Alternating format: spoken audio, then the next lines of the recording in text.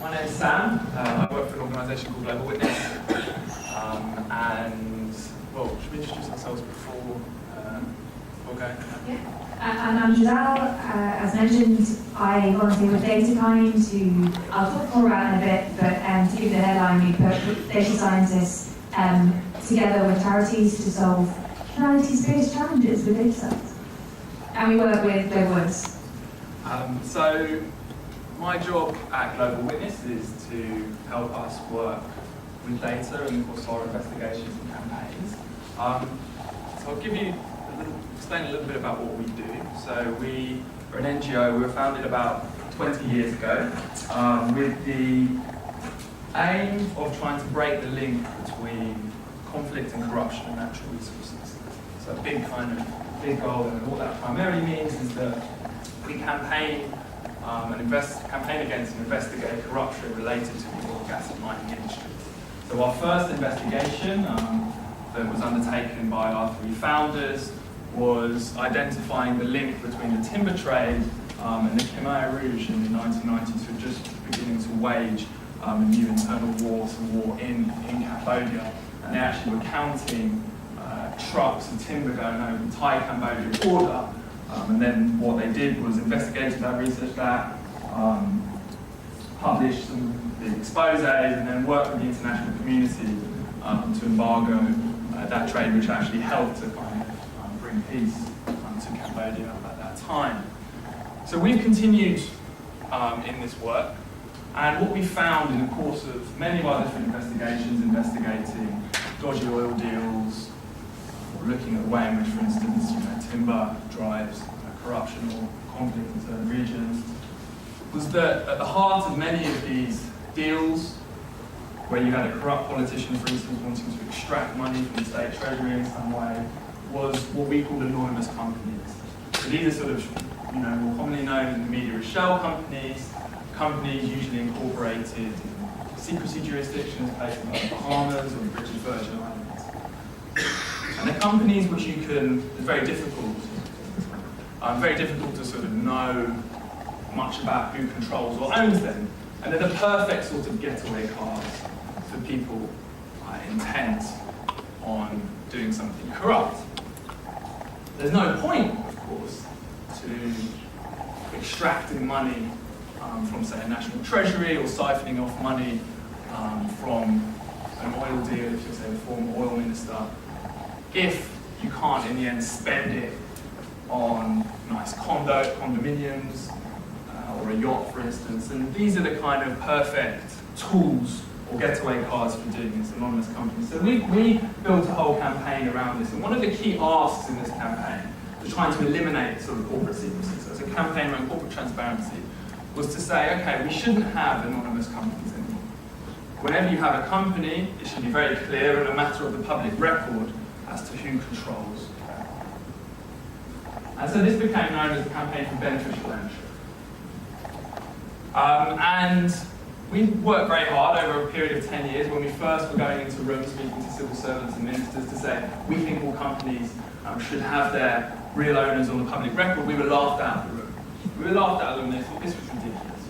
Because even in the UK, right, until very recently, of course you have a register of shareholders, but most of these things are either just other companies who might be incorporated in the British Virgin Islands and are themselves anonymous companies, or they're just nominee services limited, right?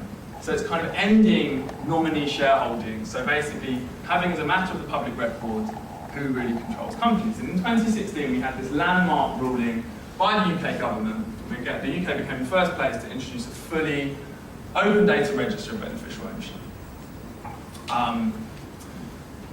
And we wanted to consolidate on this game. We wanted to make sure that the UK's sort of bold efforts in this regard was emulated and followed up by other countries in order to drive up the cost of corruption. So it's harder to set up these vehicles that were key to corruption. And within six months, of course, because I don't know if any of you probably who set up companies recently will have had to do something called fill in who your persons of significant control are in company's house. That's effectively what this sort of beneficial ownership register is about. And as it became a matter of law, within 6 months, there are over 2 million records of who control companies. And we wanted to look at this, we wanted to make sure that the quality of the data that Companies House was publishing was sufficient for our purposes to be able to investigate corruption and also to be able to deter it, primarily. So we wanted to continue to work with this data, but I don't know how many of you have worked with sort of NGOs or campaign groups recently. They don't tend to be filled with data scientists. They're often people with graduates from humanities departments and so forth. So the big problem was when they tried to open this data that was being published openly by Companies House, was that effectively Excel wouldn't open it. So they were kind of, it crashed their Excel. There was too many records. So in an effort to kind of actually make sure that this register delivered on the promise of what we felt it had, we connected with Datakind, led by Giselle and a brilliant team, Robin, Heiko, and Adam, to start thinking about how could we mine this data at scale. And there is a slide that sort of gives our objectives for the project, but off the top of my head, what I remember, this was about driving up the quality, analysing the data to drive up the quality of Companies House, making sure that they were actually publishing high quality data that could enable us to do investigations, develop tools for our researchers and our investigators so that they could carry out this mining of the data, and also to demonstrate and underline why, and build an evidence base for why you needed to open data to fully investigate corruption. So to show why beneficial ownership should be registered, should be implemented for other countries around the world. And so this was the first collaboration that we had done with a data science organisation. It was a hugely important kind of effort for us internally. We learned a tremendous amount of it, and I'll talk more about kind of what the impacts were, both externally and internally. But I'll leave it to Giselle to sort of describe a little bit more about what the collaboration itself looked like. We have loads of nice pictures. Hopefully you'll be able to see them. They look really great. They do look but I will go on with that for now. So, Global Witness is sounds described, has a challenge and a massive opportunity. For the first time we've got this open data, let's show it's useful and see what we can learn from it, but not the data science resource to do any of those things. So along come Datakind.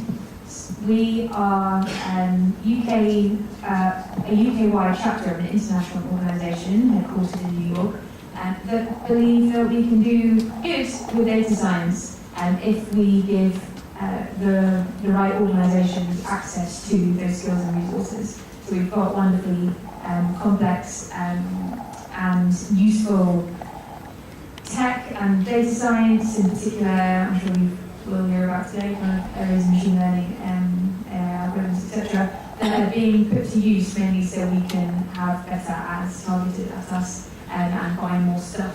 But we think actually if the right organisations that are active in trying to promote social good or campaign for a better world, if they can access those kinds of skills and resources, then actually they'll become more powerful and increase their impact. How do we do that? We are volunteer powered, so Datakind has 3 employees in the UK and about 2,000 volunteers. Those volunteers come together to work on projects both short term and long term. So our main kind of shorter term projects are data dives. We had one this weekend just gone actually with Ad Action, an addiction charity, Anthony Nolan, to fight against or try and find a cures for blood cancer. Lancashire Women's Centre, so a local charity of Lancashire, and fourth one was Fairshare. You do say who redistribute food to reduce food waste. So those 4 charities came together along with, I think, about 100 volunteers and tried to solve some of the problems these charities had using both their own data and also other open data sets. We also do long-term projects, and one example of them is the work we did with Global Witness. So whatever the project, we start with a data dive, and we had our data dive in 2016, end of 2016. Data scientists come together for a weekend and solve some problems, and usually uncover a bunch of other problems, didn't know that. we kind of let that kind of settle within Global Witness and Global Witness understand what their ambitions were with the data. And when we kind of were asked what the potential was, we ran the second type of Datakind project that we run, and that's a 6-month data core. It's called a data core, I think, because Datakind US HQ for the name, it's like Peace Corps data core. And that involved a team of 4 pro bono data scientists working with Sam to prove and as Sam mentioned, prove the use, investigate, etc., this data on beneficial ownership. And we concluded that last summer. Yeah. And the Sam will talk a bit more about the outputs. But before we move on to impact, I just want to talk a bit about the kind of the Datakind model and make sure that all of you think it's really exciting and come and sign up. So our volunteers are data scientists, very broadly speaking, but that includes engineers and statisticians and operational researchers and basically anyone who has data-related skills, even if you don't call yourself a data scientist. And sometimes that can be a very specific skill, so someone who only uses Tableau will come along and teach a charity how to do some maps. And sometimes it's to be generalists who bring a data-based problem-solving approach to a charity and kind of show them what's possible over the hack. And I wish I had my pictures because we look like we have loads of fun, because we do, and I wanted to show you. But you can find some of that online if you're interested. I think the bit after that was looking at impact. Do you have those numbers on the top of your head, or? Yeah, I've got some of the slides. I can share. So yeah, I mean, I could talk maybe briefly about kind of what we ended up doing together. So the first sort of data dive was sort of very much a sort of exploration of what was in the UK data. So initially off the bat, we found that, and some of you may have seen this was covered in the news, was that there was some very poor quality information in there, and that was actually one of the kind of a really important finding for us, was to be able to say to the UK, hey, you've done a good job, but Companies House, there's a huge amount more work to do. There's clearly people deliberately, and specifically company service providers, obscuring who the control of certain companies, who controls certain companies. So we kind of we generated a set of initial summary statistics, looking at the data, kind of looking at issues around data quality, and we started to come up with sort of an idea about how we might be able to engineer some tools and systems around this data to make it more useful for investigative journalists and campaigners. So one of the primary outputs of this is we use sort of Python, Jupyter Notebooks, and Neo4j in order to be able to kind of link the sum of the kind of data that was held by Companies House and the controlling entities. And we developed kind of, with this data, often you can file a person with significant control or a beneficial owner who is themselves a UK company, and that company then files another company. And so you get these very complicated chains of control. And we identified, certain companies or certain corporate groups that had hundreds of UK entities within them. But Neo4j was really, really helpful for us because it enabled us to sort of ask the kinds of questions about the data that even Companies House couldn't really ask about non-compliance. We could say, let's look up that chain of control, and that might be sort of 3 or 4 layers of companies up, and see what is that controlling entity? Is it allowed to be a controlling entity, or is it just another anonymous company? And this is the kind of stuff that in the end ended up being really fruitful conversations with both the data team, the statistics teams at Companies House, being like, well, you need to adopt these technologies if you're actually going to be able to effectively police your register.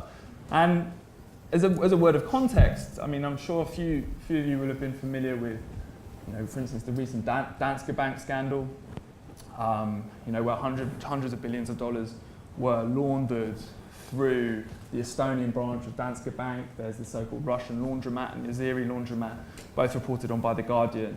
Again, sort of multi-billion dollar money laundering scandals. And at the heart of all of these are often UK companies, particularly limited partnerships in the UK. So in some sense, the UK serves a really important role for global money laundering. That's partly because there's the sort of strong rule of law here. It's a place where it's got you've got the City of London, and there's a sort of you can add the squeaky clean image to your money, but actually the register is fairly lightly policed. So this is really important work in being able to hold companies' house to account, but also kind of expose the problems with it so we can really encourage BEIS, which is the government department responsible for resourcing companies' house, to actually give it more resources to do this kind of proactive compliance. We've had one of the great things about this project is that working with Datakind, we've had a really positive relationship with them,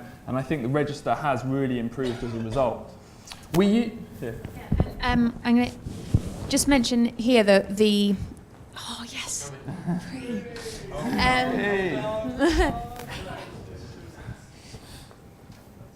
So in terms of the some of the stuff Sam's talking about, so using Neo4j to graph network, and then Linkurious also so non-specialists can interact with it.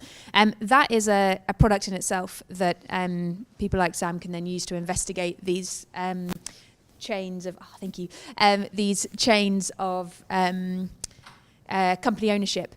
But the work also has another product, which is actually flattening that data again. So in the case of this project, we used the network graph to create some red flags. We said, okay, is this company, is there circular ownership? So the company, you go through a few companies, but actually it always comes around to the same company, and it looks like it owns itself, which it can't do legally. And is this company, for example, associated with other companies that have maybe looked like they've done something a bit dodgy before? And we then mark them as binary red flags, flatten the data again, so actually we can just query one company and a bunch of information comes out without us having to then look at the graph, analyze the graph, spend the time trying to understand those links. So the graph is a product in itself, but also a means to an end of a flat data set. So I'm just going to flick back and see what we missed. Okay, so I've talked about Datakind. This is some of the organisations we work with, but that's not that important right now. So this is the fun I was talking about. This is some of our chapters worldwide. And this was the dive I talked about that happened yesterday and Saturday with Anthony in Lancashire at Action Fair Share. So the teams everyone in the room breaks off into these teams and then figures out the questions to figures out the answers to the questions that have been pre-prepared by our volunteers who've been working with the charity for usually about 2 months before the dive actually happens. So a lot of prep work first. Talked about that stuff. That's me. So Python, Neo, Linkurious. Importantly, it's all open source, so Datakind works on the principle that we open everything up whenever we get involved in a project, and I think Global Witness definitely on board with that principle as well. And so Sam has a lovely repo here where you can access all our workings. We don't. So should we pause here? So I can sort of briefly summarise. And some of the stuff is quite kind of like technical in the sense that it's kind of very much around kind of corporate transparency and policy, but these findings were super helpful for our campaigns. So we found, for instance, only 1 in 10 companies were disclosing who really controls them, despite the introduction of this register. We found thousands of companies were filing non-compliant statements, and bearing in mind that it's actually a criminal offence to file an incorrect or non-compliant statement. This is pretty serious. There is clear evidence that some UK company structures are being more heavily abused than others. So again, this goes back to the point of limited partnerships, Scottish limited partnerships in particular, which are kind of these sort of favoured vehicles for money laundering, particularly money from sort of former Soviet states. And we actually were able to document that quite clearly. And also some service providers registered at specific addresses were filing unusually high volume of non-compliant filings, so perhaps were kind of the go-to places if you really didn't, despite this law coming in, you really didn't want to disclose who controlled you for whatever reason. So these are kind of slightly more granular statistics. This is the one that kind of Giselle was referring to before. One of the really useful things about using Neo4j, and I think it's been instructive internally at Global Witness, because we often use lots of different types of company data. We go and scrape a company registry and we want to get this bird's eye view, particularly if companies are involved in corruption, is that we were able to ask questions about patterns. So we were saying, how many patterns of circular ownership are there in this data set? And there were a small number in this case, but we're doing very similar things around link analysis and so forth with other data sets. So Neo4j has, as a result, and Linkurious have both become kind of key tools in our tool set on other investigations on the back of the work that we did with Datakind. We also found, and the Guardian and the FT love this, that 4,000 beneficial owners are listed as under the age of 2, including some who haven't been born yet, which, make that what you will. And then, this is the kind of thing that we end up giving now to our campaigners when they want to interrogate a company registry, or we build a sort of bespoke kind of network database for them. So this is Linkurious. Basically, it's a front end on top of Neo4j that lets you write some very basic kind of cipher queries in a kind of more sort of graphical user interface and manipulate a graph in the form of a visualization. But here are some sort of circular control structures that we've just pulled out. This is Scottish analysis of beneficial owners of Scottish limited partnerships and their sort of very, very high rate of PSCs from former Soviet countries, just reflecting the fact that they were marketed very heavily to a particular audience at a particular time. So 43% compared to, with just a limited England and Wales companies, which is something closer to 0%, which is actually a very striking finding, although it just in many ways corroborated what was already known about these vehicles. Okay, yeah. So that's a little bit about what we found. I'm now just going to mention why some of this was quite hard to do. So about 4 million company records, over 4 million people that are unique beneficial owners. Add to that about 40 million corporate officers, plus on top of that disqualifies directors, so directors of a company that have been kicked off for whatever reason, and that's particularly interesting to include, because why have they been disqualified? Might be a red flag. About 195 countries, and you've also got 60 jurisdictions in there, big black boxes, very important for the kind of work Sam does. And then add to that data on important people, so worldwide politicians, but also perhaps kind of the people who feature in the news. You want to be able to flag them up as well. Putting all this together, it's not complex in terms of basic joining the data, but complex when you then come to analyse it, because there's, hundreds of John Smiths. Are they the same John Smith? The data that we're dealing with doesn't require unique identification, so you don't have to, for example, put a passport number in. We therefore have no way of deduplicating without the data improving. So we've got an example here. This is actually different versions of Donald Trump, but we wouldn't know if they were the same Donald Trump or different Donald Trumps. And this is an ongoing challenge in terms of the quality of data that companies have to produce and our ability to analyse it. Why it was good. Yeah, great. So we kind of, what was really useful about this was that the UK register is really sort of a goldmine for investigative stories, and some of the stuff that's come out with money laundering has been instructive to that. We got really good coverage of the work that we did with Datakind in the Wall Street Journal. Also, there was a Radio 4 programme looking at a specific address, Potter's Bar, where companies were incorporated that related to Ukraine, billions that have been stolen from Ukraine.